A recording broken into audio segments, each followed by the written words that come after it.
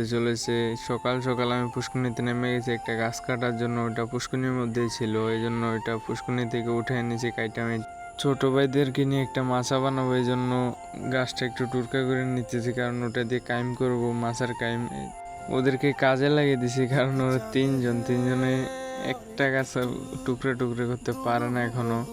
তো ওদেরকে বললাম যে পারবি দেখ। তারপরে ওরা অনেক চেষ্টা করার পরে কাটলো, ওটা কাটার পরে পালাগুলো গাইতে নিতেছি আমি, কারণ ওরা তো আর পারবে না, ওরা ছোট না, এই জন্য ওরা পারবে না, এই জন্য আমি গাইতে নিতেছি।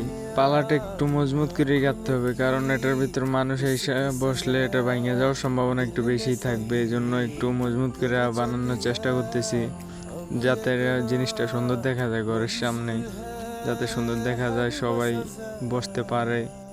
আমরা বানাইছি যে আমরা বসবো এমন কিন্তু না, সবাই বসতে পারে এরকম মিলিয়ে বানানোর চেষ্টা করবো আমরা। পালা গাঁথা শেষ, এখন কাইমগুলো বিছিয়ে নিতেছি। কাইমগুলো একটু বড় করে কাটছি আমরা, নিজেরাই বড় করে কাটছি, বাড়তি থাকলেও ঝামেলা নাই। সমান হইলে, যদি হালকা ছোট বড় হয়ে যায় তাহলে ঝামেলাটা মূল, এই জন্য একটু বড় করে কাইমগুলো কাটছি। তারপর রশি দিয়ে বাঁধিয়ে নেওয়া লাগবে। ওদেরকে বুঝিয়ে দিয়ে আমি আরেকটা গাছ কাটার জন্য চলে যাব, কারণ একটা গাছে হইব না, বেড়া দেওয়া লাগবে, তো দুই দিকে বেড়া দেবো আর দুই দিক খালি থাকবে, এই জন্য এ পাশের একটা গাছ কেটে নিব। পাশে একটা গাছের মাথা নাই দেখলাম, ওই গাছটাই কাটার চেষ্টা করবো আমরা। একবারে ওটা ডেগাই, কিন্তু ওটা কাইটে ফেলতে হইব, কারণ ওটা মাথা নেই, যে কোনো সময় পড়ে যেতে পারে পইচা, এই জন্য এটা এখন কাজে লাগিয়ে ফেলাইতেছি।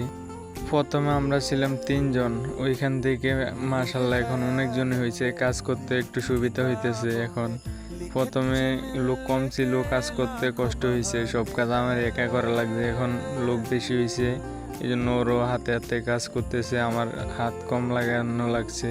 ওরা দেখলো যে আমরা মাছা বানাইতেছি, তারপরে ওরা আসলো, বললো যে আমরা হেল্প করি, একা কাজ করা সম্ভব না, আমরা হেল্প করি, মাছের কাজটা একটু দ্রুত হইব, তারপরে সবাই বসে আড্ডা দেওয়া যাইব।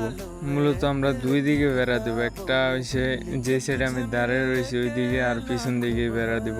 দুইটা বেড়া দেওয়ার কারণ দুই দিকে ঢেলান দিয়ে বসবো। এর থেকে ঘাস কেটে আনার পরে একটু শরীরটা ক্লান্ত লাগে, এই জন্য এটার ভিতরে এসে বিশ্রাম নেওয়া যাইব, এই জন্যই বিশেষ করে এটা বানানো। কারণ ওরা আমার অনেক দিন বলছে যে ভাই চলেন একটা মাছা বানাই, দেখি চলেন, সুপারি গাছ আছে একটা, চলেন মাছা বানাই, এই জন্য ভাবলাম যে ওদের সাথে একটু বানাই আমিও।